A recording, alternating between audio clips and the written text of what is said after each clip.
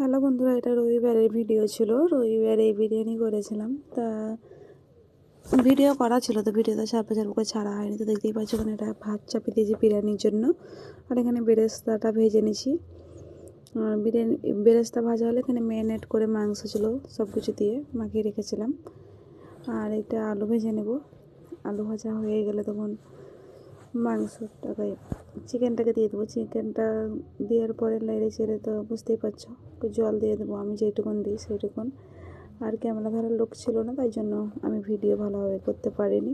যেরকম করেছি সেরকম দেখো বন্ধুরা, একটু পাশে থাকো, একটু সাপোর্ট করো। তারপরে এটা তো রান্না হয়ে গেছে। তারপরে আমি একটু লেয়ার সাজিয়ে নেব। বিরিয়ানির লেয়ারটাই হলো সবচেয়ে ভালো।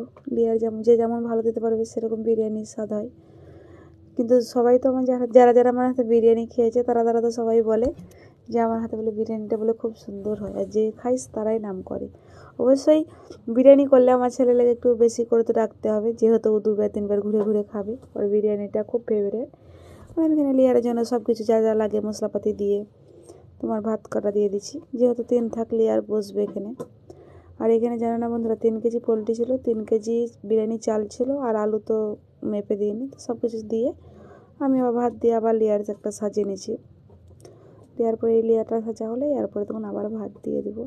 দিয়ে লেয়ারটা সাজিয়ে, বুঝতে তো পারছো কে যে যেরকম দমে বসাই। আমি তো আধা ঘন্টার দমে বসাই, আধা ঘন্টাতেই হয়ে যায়, পারফেক্ট হয়। তারপর আমি একটু ঘি সব দিয়ে নিলাম, লাস্ট ফিনিশিং এটা লেয়ারটা। তারপরে তো গ্যাসে চাপিয়ে দেবো। গ্যাসে চাপিয়ে আধা ঘন্টা হলেই তো গরম গরম বিরিয়ানি